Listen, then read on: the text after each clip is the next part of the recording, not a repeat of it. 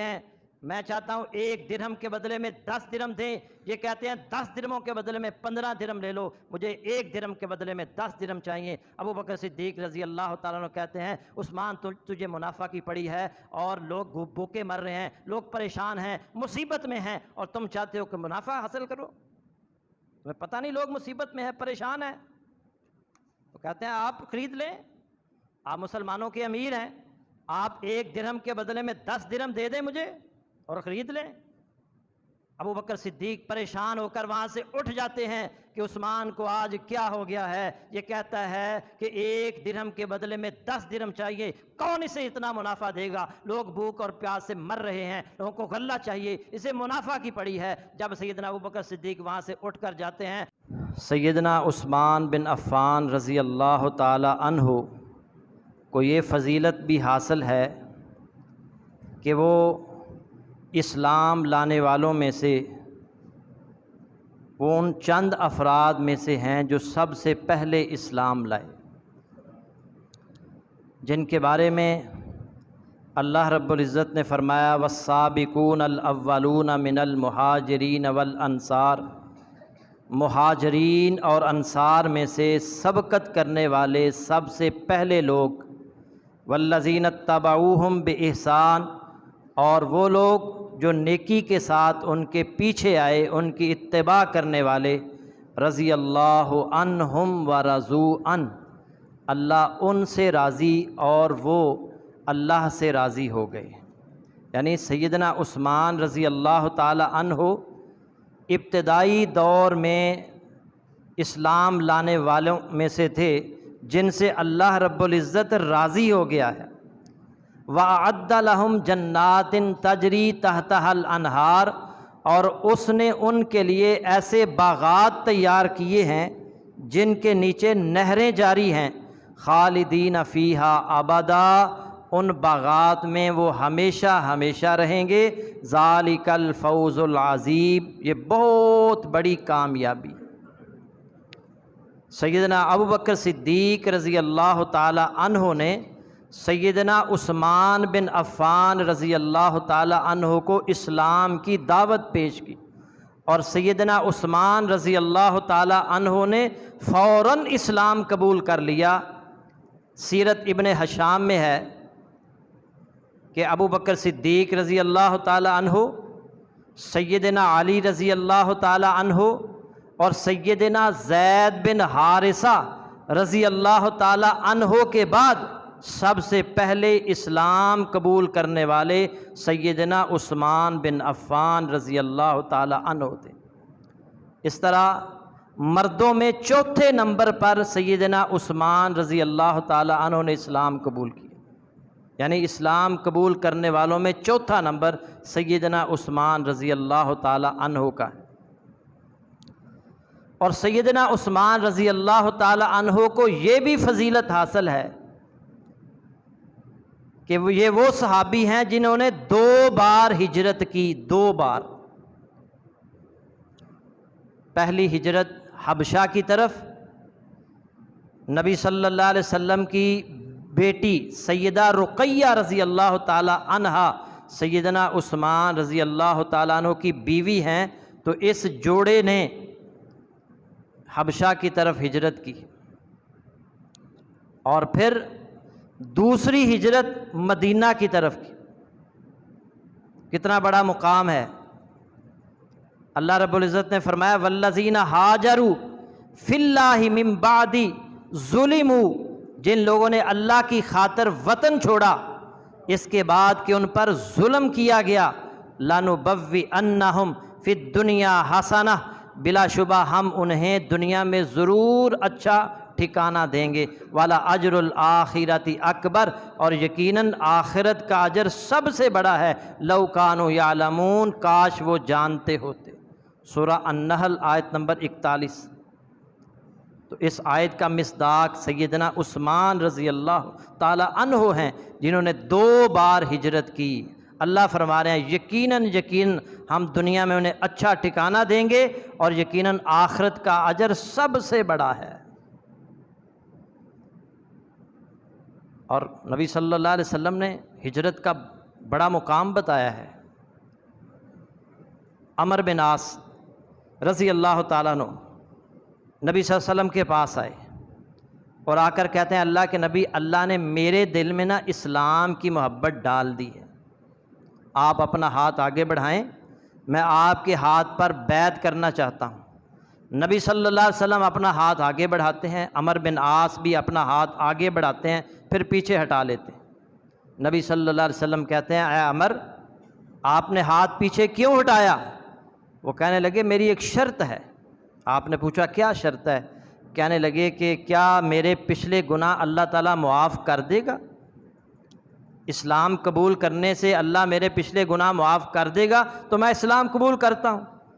آپ نے فرمایا، صحیح مسلم کی حدیث ہے، آپ نے فرمایا اما علمت ان الاسلام یہدم ما کان قبلہ وان الہجرۃ تہدم ما کان قبلہا وان الحج یہدم ما کان قبلہ۔ آپ نے فرمایا کیا تو نہیں جانتا اسلام پچھلے تمام گناہوں کو مٹا دیتا ہے، وان الہجرۃ تہدم ما کان قبلہا، اور ہجرت جو ہے یہ پچھلے تمام گناہوں کو مٹا دیتی ہے، اور حج بھی پچھلے تمام گناہوں کو مٹا دیتا ہے۔ تو سیدنا عثمان نے تو 2 بار ہجرت کی ہے، حبشہ کی طرف اور مدینے کی طرف۔ اور سیدنا عثمان رضی اللہ تعالیٰ عنہ وہ صحابی ہیں جو بہت سرمایہ دار تھے، مالدار تھے، اللہ نے وافر مقدار میں رزق عطا فرمایا تھا، اور اس کے ساتھ ساتھ دل کے بڑے سخی تھے، کنجوس نہیں تھے۔ اسلام کو اور مسلمانوں کو جب بھی ضرورت پیش آئی انہوں نے اپنا مال بے دریغ خرچ کیا۔ چند ایک مثالیں میں آپ احباب کے سامنے رکھتا ہوں۔ مسلمان جب ہجرت کر کے مدینہ پہنچے تو مدینہ میں پانی کا ایک ہی کنواں تھا جو ایک یہودی کی ملکیت تھا۔ مسلمانوں کے لیے بڑے مسائل پیدا ہو رہے تھے پانی کے لیے، وہ فری نہیں پانی دیتا تھا، قیمتاً دیتا تھا۔ نبی صلی اللہ علیہ وسلم نے فرمایا من یشتری بئر رومہ فیجعل دلوہ مع دلاء المسلمین بخیر لہ منہا فی الجنہ۔ کون ہے جو بئر رومہ، یہ اس کنویں کا نام ہے، بئر رومہ کو خرید کر اسے مسلمانوں کے لیے وقف کر دے، اللہ تعالیٰ اسے اس سے بہتر جنت میں عطا فرمائے۔ ترمذی میں روایت موجود ہے۔ اسی طرح ایک اور روایت میں بخاری شریف میں ہے، نبی صلی اللہ علیہ وسلم نے فرمایا جس نے بئر رومہ خریدا فلاح الجنہ، اس کے لیے جنت ہے۔ سیدنا عثمان رضی اللہ تعالی عنہ کو اس بات کا علم ہوا کہ اللہ کے نبی صلی اللہ علیہ وسلم نے فرمایا جو بئر رومہ خریدے گا اس کے لیے جنت ہے، اللہ اسے جنت میں اس سے بہتر جو ہے وہ کنواں عطا کرے گا۔ سیدنا عثمان رضی اللہ تعالی عنہ نے 35,000 درہم میں اس کنویں کو خریدا، اور خرید کر اس میں قیمت نہیں لگائی، لوگوں سے یہ نہیں کہا کہ اتنے میں اتنا ڈول ملے گا، بلکہ اعلان کر دیا کہ مسلمان فقیر ہے، مسکین ہے، حاجت مند، ضرورت مند، تمام مسلمانوں کے لیے، چاہے وہ غنی ہے، یہ پانی اس کے لیے فری ہے، وقف ہے، جتنا چاہے پانی لے جا سکتا ہے۔ سیدنا عثمان رضی اللہ تعالی عنہ مسجد نبوی کی توسیع میں زمین خرید کر دی۔ مسلمانوں کی تعداد بڑھتی چلی جا رہی ہے اور مسجد نبوی تنگی دامہ کی شکایت کر رہی ہے، مسلمان نماز پڑھنے آ رہے ہیں، اور اس دور کے اندر یہ تو ہو ہی نہیں سکتا تھا نا کہ مسلمان اور نماز نہ پڑھے۔ آج ہماری مسجدیں ویران ہوتی ہیں، کیوں؟ مسلمان کہلاتے ہیں اور مسجد کا رخ نہیں کرتے۔ اللہ تعالیٰ ہدایت نصیب فرمائے۔ مسجد کے اندر مشاورت ہوتی تھی، مسجد کے اندر نماز پڑھنے کے لیے صحابہ آتے، جمعہ پڑھنے کے لیے مسجد میں آیا کرتے، اور غزوات کی تیاری بھی مسجد کے اندر ہی ہوا کرتی تھی، اور مسجد سے ہی تیار ہو کر غزوات کے لیے صحابہ روانہ ہوا کرتے تھے۔ نبی صلی اللہ علیہ وسلم نے دیکھا کہ مسجد تنگ ہو رہی ہے، مسجد کے بغل میں ایک قطع اراضی تھا جو کسی کی ملکیت تھا۔ نبی صلی اللہ علیہ وسلم نے اعلان فرمایا، من یشتری بقعۃ آل فلان فیزیدھا فی المسجد، کون ہے جو آل فلاں کی زمین خرید کر مسجد میں شامل کرے، بخیر لہ منہا فی الجنہ، اللہ اسے جنت میں اس سے بہتر زمین عطا کرے گا۔ ترمذی میں یہ روایت موجود ہے۔ سیدنا عثمان رضی اللہ تعالی عنہ کے علم میں یہ بات آئی کہ اللہ کے نبی صلی اللہ علیہ وسلم نے فرمایا مسجد نبوی کی توسیع کرنی ہے، اور اس کے ساتھ جو زمین ہے جو خرید کر دے گا اللہ اسے جنت میں اس سے بہتر زمین عطا کرے گا۔ سیدنا عثمان رضی اللہ تعالیٰ عنہ نے 25 یا 20 ہزار درہم میں وہ زمین خرید کر مسجد کے لیے جو ہے نا وقف کر دی، اور مسجد نبوی میں وہ زمین شامل کر دی گئی۔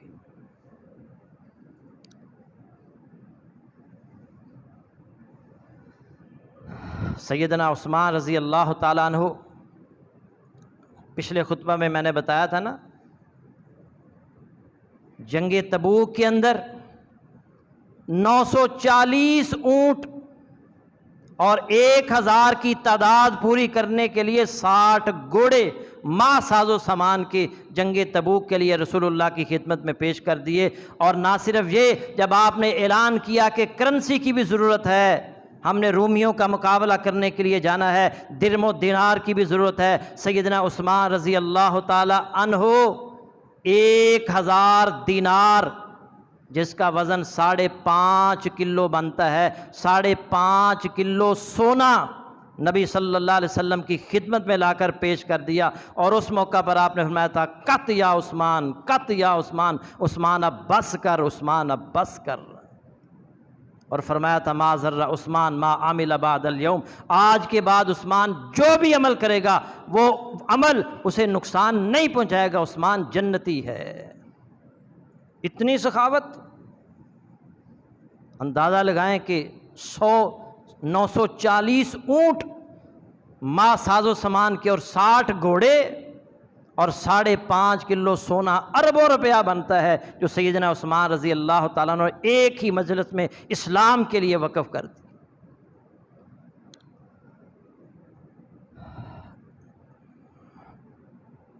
سیدنا عثمان رضی اللہ تعالیٰ عنہ نبی صلی اللہ علیہ وسلم کی وفات کے بعد سیدنا ابو بکر صدیق رضی اللہ تعالیٰ عنہ خلیفہ بنے۔ عہد صدیقی کے اندر سیدنا ابو بکر صدیق رضی اللہ تعالی عنہ نے، جنہیں اپنے خاص وزیر اور مشیر بنا رکھا تھا، ان میں سیدنا عمر فاروق تھے، سیدنا عثمان رضی اللہ تعالی عنہ تھے، سیدنا علی رضی اللہ تعالی عنہ تھے۔ سیدنا ابو بکر صدیق سب سے پہلے سیدنا عمر فاروق سے مشاورت کرتے، اور سیدنا عمر فاروق سے مشاورت کے بعد فوراً سیدنا عثمان رضی اللہ تعالی عنہ سے مشورہ لیا کرتے۔ انہیں وہ جانتے تھے کہ سیدنا عمر فاروق کے بعد اگر کسی کا مقام اور مرتبہ ہے تو وہ سیدنا عثمان رضی اللہ تعالی عنہ ہے۔ جب سیدنا ابو بکر صدیق رضی اللہ تعالیٰ عنہ بیمار پڑ گئے اور انہیں یقین آ گیا کہ اب میرے زندہ بچنے کا کوئی چانس نہیں ہے، تو سوچ بچار کرنے لگے، مشاورت کرنے لگے کہ میرے بعد کس کو خلیفہ ہونا چاہیے۔ ان کے دل میں تھا، وہ چاہتے تھے کہ میرے بعد سیدنا عمر فاروق رضی اللہ تعالی عنہ خلافت کی باغ ڈور سنبھالیں۔ چنانچہ سیدنا عثمان رضی اللہ تعالی عنہ سے رائے لیتے ہیں، پوچھتے ہیں کہ مجھے سیدنا عمر رضی اللہ تعالی عنہ کے بارے میں رائے دو، کیا میرے بعد یہ خلیفہ کے لیے بہتر ہیں، اہل ہیں کہ نہیں؟ تو سیدنا عثمان رضی اللہ تعالیٰ عنہ فرماتے ہیں، اے اللہ، میرے علم کے مطابق ان کا باطن ان کے ظاہر سے بہتر ہے، وَإِنَّهُ لَيْسَ فِينَا مِثْلِهِ، اور ہم میں ان کے مثل کوئی نہیں ہے۔ سیدنا ابو بکر صدیق سے کہتے ہیں، ہمارے میں جتنے بھی صحابہ موجود ہیں اب عمر رضی اللہ تعالیٰ عنہ سے بہتر کوئی نہیں ہے۔ اور سیدنا ابو بکر جی اس بات سن کر کہتے ہیں، اللہ آپ پر رحم فرمائے، اللہ کی قسم جو آپ کی رائے ہے وہی میری رائے ہے۔ اور سیدنا عثمان رضی اللہ تعالیٰ عنہ کے مشورے سے سیدنا ابوبکر صدیق رضی اللہ تعالیٰ عنہ نے سیدنا عمر فاروق رضی اللہ تعالیٰ عنہ کو خلیفہ نامزد کیا، اور سیدنا ابوبکر صدیق رضی اللہ تعالیٰ عنہ کے دور حکومت کے اندر اقتصادی بحران پیدا ہو گیا، قحط سالی شروع ہو گئی، کافی عرصے سے بارشیں نہیں ہوئیں، اور بارشیں نہ ہونے کی وجہ سے فصلیں نہ اگیں، لوگ پریشان ہیں، کھانے کو کچھ نہیں ہے۔ سیدنا ابوبکر صدیق کے پاس رضی اللہ تعالیٰ عنہ کے پاس لوگ آتے ہیں، مسائل کا شکار ہیں، کہتے ہیں امیر المومنین کھانے کو کچھ نہیں ہے، فصلیں اگی نہیں ہیں، بارشیں ہوئی نہیں ہیں۔ تو سیدنا ابوبکر صدیق کہتے ہیں پریشان نہ ہو، صبر کرو، اللہ کوئی نہ کوئی راستہ شام تک نکال دے گا۔ شام سے پہلے پہلے سیدنا عثمان رضی اللہ تعالی عنہ کا ایک قافلہ، 1000 اونٹوں کا قافلہ گندم سے بھرے ہوئے مدینہ کے اندر داخل ہوتے ہیں۔ 1000 اونٹ جن میں گندم ہے۔ لوگوں کو پتہ چل جاتا ہے کہ سیدنا عثمان رضی اللہ تعالیٰ عنہ کے پاس اونٹ آئے ہیں، 1000 اونٹ گندم سے بھرے ہوئے۔ مدینہ کے تاجر ان کے گھر میں اکٹھے ہو جاتے ہیں اور ان سے کہتے ہیں کہ یہ گندم ہمیں بیچ دیں، کتنا منافع لینا چاہتے ہیں؟ سیدنا عثمان رضی اللہ تعالیٰ عنہ فرماتے ہیں تم بتاؤ کتنا منافع دو گے؟ کہنے لگے کہ ہر 10 درہم کے بدلے میں 12 درہم منافع دیں گے۔ 10 درہم کے بدلے میں جو چیز 10 درہم کی ہے 12 میں خرید لیں گے۔ فرمانے لگے یہ تھوڑا ہے، مجھے اس سے زیادہ منافع چاہیے۔ تو کہنے لگے اچھا 10 درہم کے بدلے میں 15 درہم۔ سیدنا عثمان کہتے ہیں مجھے اس سے زیادہ مل رہا ہے، 1 درہم کے بدلے میں 10 درہم چاہیے۔ وہ کہنے لگے پورے مدینہ کے تاجر جو تھوک کے تاجر ہیں آپ کے گھر میں جمع ہیں، کوئی اور ایسا تاجر نہیں ہے جو یہاں موجود نہ ہو۔ کون ایسا تاجر ہے جو آپ کو 1 درہم کے بدلے میں 10 درہم منافع دے رہا ہے؟ کہتے ہیں ہے ایک۔ سیدنا ابوبکر صدیق رضی اللہ تعالیٰ عنہ کو پتہ چلتا ہے کہ سیدنا عثمان رضی اللہ تعالیٰ عنہ کے پاس غلہ موجود ہے۔ وہ بھی آتے ہیں اور وہ بھی کہتے ہیں اے عثمان یہ غلہ دے دو، ان تاجروں کو دے دو۔ سیدنا عثمان کہتا ہے یہ منافع بہت تھوڑا دے رہے ہیں، میں چاہتا ہوں 1 درہم کے بدلے میں 10 درہم دیں۔ یہ کہتے ہیں 10 درہموں کے بدلے میں 15 درہم لے لو، مجھے 1 درہم کے بدلے میں 10 درہم چاہیے۔ ابوبکر صدیق رضی اللہ تعالیٰ عنہ کہتے ہیں عثمان تجھے منافع کی پڑی ہے اور لوگ بھوکے مر رہے ہیں، لوگ پریشان ہیں، مصیبت میں ہیں، اور تم چاہتے ہو کہ منافع حاصل کرو؟ تمہیں پتہ نہیں لوگ مصیبت میں ہیں، پریشان ہیں؟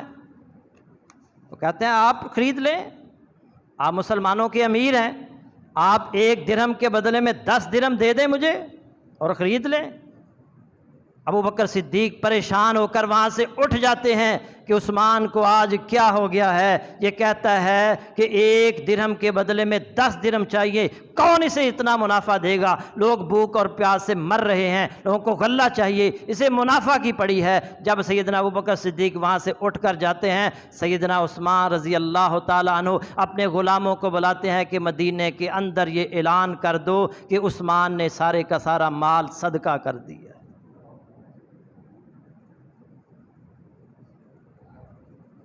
سارے کا سارا غلہ جتنے بھی ضرورت مند ہیں، حاجت مند ہیں، فقراء ہیں، وہ آئیں اور اپنی ضرورت کے مطابق صدقہ لے جائیں، مال لے جائیں، غلہ لے جائیں۔ مجھے رب جو ہے، میرے رب نے مجھ سے یہ وعدہ کیا ہے من جاء بالحسنۃ فلہ عشر امثالھا، جو 1 نیکی لے کر آئے گا اسے 10 نیکیاں ملیں گی۔ میں 1 درہم کے بدلے میں 10 درہم مجھے میرا رب عطا فرمائے۔ یہ ہے سیدنا عثمان رضی اللہ تعالی عنہ، یہ ہے سیدنا عثمان کی سیرت۔ اور اسی دن اگلے دن عبداللہ بن عباس رات کو سوتے ہیں، خواب آتا ہے اور خواب میں نبی صلی اللہ علیہ وسلم کی زیارت ہوتی ہے۔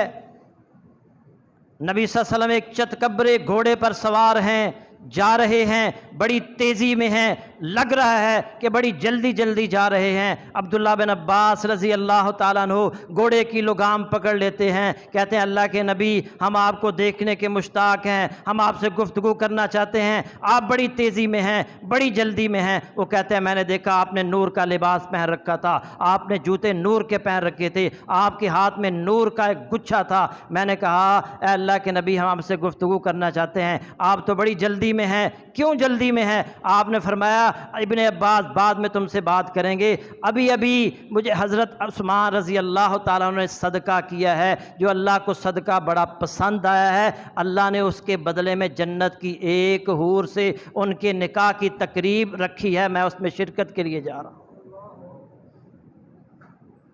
ये सैयदना अब्दुल्ला बिन अब्बास रज़ी अल्लाह ताला अन्हुमा को ख्वाब आया।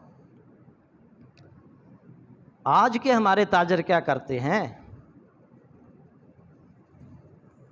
आज हमें हमारे ताजरों को आए रोज़ कभी चीनी का बहरान, कभी गंदम का बहरान, कभी आटे का बहरान, जो बुनियादी ज़रूरत की चीज़ें हैं उनका बहरान पैदा किया जाता है, उन्हें ज़ख़ीरा कर लिया जाता है और फिर अब मुँह मांगी रकम उनसे लोगों से वसूल की जाती है। सैयदना उस्मान की सीरत को समझें और मुसीबत में, परेशानी में क्यों कम इतना तो करें। आप नहीं सदका कर सकते, लोगों के लिए कम से कम मुनाफा रख कर लोगों के लिए आसानियाँ पैदा करें, लोगों के लिए सहूलत पैदा करें।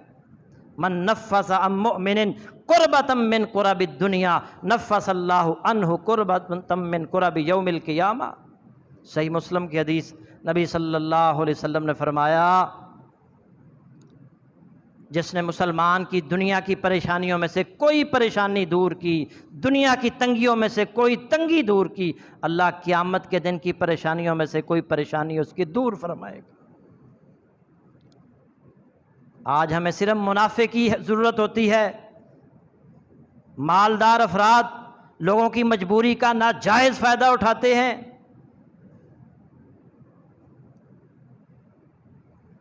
एक साथी बता रहे थे कि इधर लाहौर में ही ना एक बहुत मालदार आदमी था, उसको बड़ा नुकसान हो गया। उस बेचारे के पास एक 8 कनाल की कोठी थी, 8 कनाल की बस, और बाकी सब कुछ ख़त्म हो गया।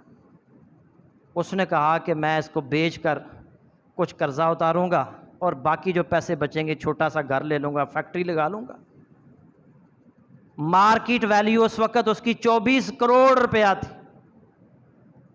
लेकिन जिसको भी पता चलता कि ये ज़रूरतमंद है, हाजतमंद है, परेशान है, इसने कोठी बेचनी ही बेचनी है।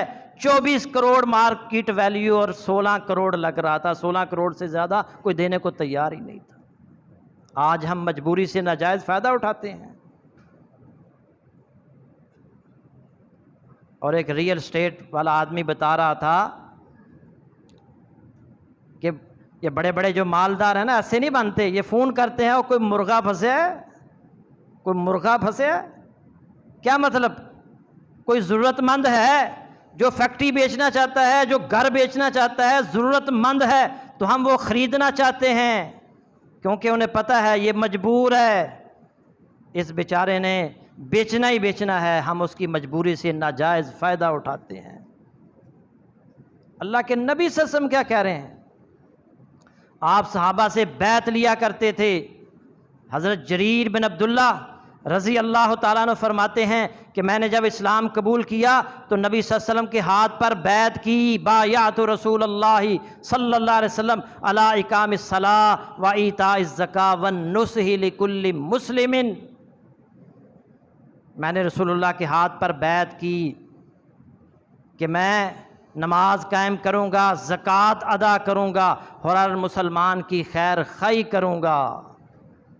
सहाबा ऐसे थे। आखिरी बात जरीर बिन अब्दुल्ला रज़ी अल्लाह ताला अन्हु के हवाले से, उस्मान रज़ी अल्लाह ताला अन्हु की सीरत से भी ये मिलता है सबक। उन्होंने अपने ग़ुलाम को घोड़ा ख़रीदने के लिए भेजा। उसे एक घोड़ा पसंद आया, वो लेकर आया। حافظ طبرانی نے یہ واقعہ درج کیا ہے۔ مالک سے اس نے پوچھا یہ کتنے کا گھوڑا ہے؟ وہ کہتا ہے 300 درہم کا۔ وہ کہتا ہے میرے مالک جریر بن عبداللہ کے پاس آؤ، اگر انہیں گھوڑا پسند آیا تو وہ گھوڑا لے لیں گے، تجھے 300 درہم دے دیں گے۔ چنانچہ وہ جریر بن عبداللہ رضی اللہ تعالیٰ عنہ کے پاس آیا، ان کا غلام کہنے لگا یہ گھوڑا ہے، 300 درہم مانگ رہا ہے۔ انہوں نے گھوڑے کو دیکھا، اچھی طرح دیکھ بھال کر کہنے لگے یہ گھوڑا 300 کا تو نہیں لگتا، ہم کوئی چیز خریدنے جائیں تو 300 کو بتائے تو ہم کیا کہتے ہیں 250 لے لو، 200 لے لو۔ سیدنا جریر بن عبداللہ کہتے ہیں یہ 300 کا نہیں لگتا۔ وہ کہتا ہے کتنے کا ہے؟ کہتے ہیں 400 کا ہے۔ 400 کا؟ کہتا ہے جناب 400 دے دو۔ پھر کہنے لگے یہ تو 500 کا ہے۔ پھر کہنے لگے نہیں 600 کا ہے۔ پھر کہنے لگے کیا میں اس پر سواری کر کے اور اس کو اچھی طرح دیکھ لوں؟ اس نے کہا دیکھ لیں۔ سواری کی، واپس آئے، کہنے لگے یہ 600 کا بھی نہیں، یہ 700 کا بھی نہیں، یہ 800 درہم کا ہے۔ 800 درہم دیے، گھوڑا خرید لیا۔ غلام کہتا ہے چنگا بھلا 300 دا مل رہا سی، کوئی فراڈ نہیں، کوئی دھوکہ نہیں، وہ اس کی چیز تھی، وہ 300 کا دے رہا تھا، آپ نے 500 درہم زیادہ دے کر 800 کا کیوں خرید لیا؟ کہتے ہیں میں نے رسول اللہ کے ہاتھ پر بیعت کی تھی اور میں نے قیمت زیادہ نہیں دی، اس گھوڑے کی قیمت 800 تھی، اس بیچارے کو پتہ نہیں تھا کہ یہ گھوڑا کتنا قیمتی ہے، اور مجھے تو پتہ تھا نا۔ اور کوئی ایک مسلمان دکھا دیں آج ہمارے پاکستان کے اندر، اسلامی دنیا کے اندر، جسے پتہ ہو کہ اس کی مارکیٹ ویلیو اتنی ہے اور وہ اتنے میں خریدے۔